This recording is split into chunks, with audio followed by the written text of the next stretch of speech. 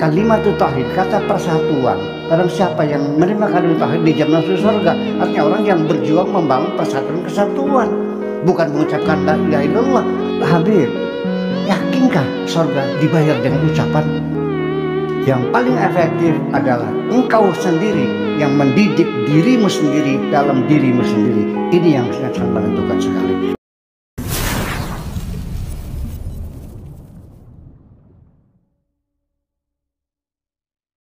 Begini, jadi ini ada 3 poin yang saya catat nih. Pertama adalah agama Islam diturunkan oleh Allah kepada Kanjeng Nabi Muhammad Sallallahu Alaihi Wasallam yang tinggal di Jazirah Arabia di kota Mekah, di Hijaz. Relatif peradaban di Jazirah Arabia adalah peradaban yang paling rendah sekali, masih buta huruf, masih perang saudara berpuluh-puluh tahun, dibandingkan dengan wilayah lain, negara lain seperti Persia sudah punya kerajaan 2000 tahun yang lalu, seperti Romawi, seperti Yunani, seperti Turki, seperti Mesir. Jazirah Arabia itu adalah jazirah yang ditinggalkan, tidak diminati oleh siapapun. Makanya tidak pernah menjadi daerah perebutan. Makmur tidak, pinter tidak, udaranya panas ya, hidupnya masih nomaden, masih pindah-pindah menggembala.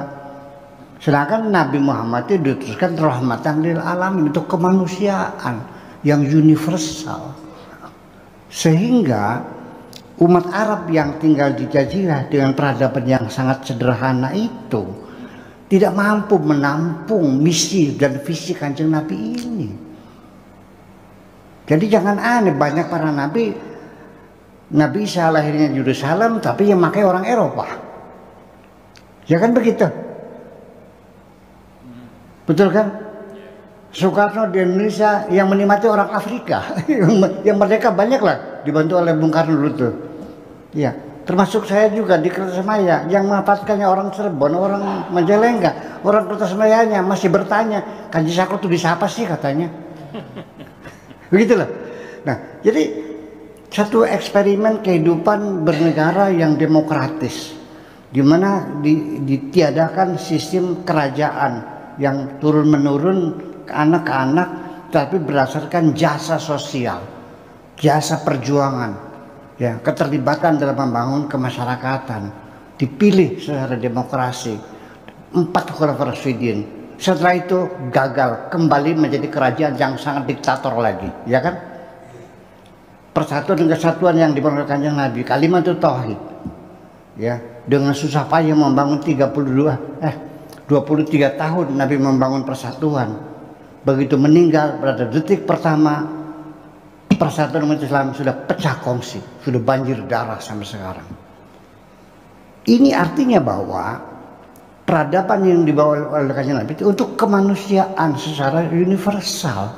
Jadi kita tidak bisa menyalahkan orang Arab, ya memang begitu sih, gimana? Tidak mampu.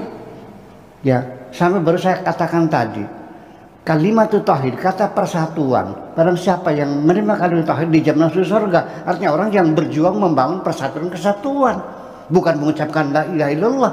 Lalu ujungnya Allahumma ja'al akhiru kalamina man qala la ilaha illallah dakhalal jannah. Habib, yakinkah surga dibayar dengan ucapan atau dengan darah dan keringat, dengan perjuangan? Ini persoalannya. Jadi artinya kenapa jadi kok bergeser menjadi ucapan, jadi ritual? Nah, itu artinya bahwa mereka orang Finlandia yang maju, orang Amerika, orang Jepang, semuanya itu kan dari nilai-nilai universal yang ditebarkan oleh Kanjeng Nabi kepada seluruh umat manusia. Ya, siapapun yang bisa memanfaatkannya, termasuk Islam di Indonesia. Ini yang paling elegan adalah Islam di Indonesia. Di sini tidak ada umat Islam sama Islam saling bunuh-membunuh seperti di Irak, seperti di Syria, seperti di Yaman, seperti di Libya, tidak kok. Di sini kita tidak saling bunuh-membunuh. Islam yang paling damai di sini. Kita jauh kok dari Jazirah Arabianya, ya kan begitu.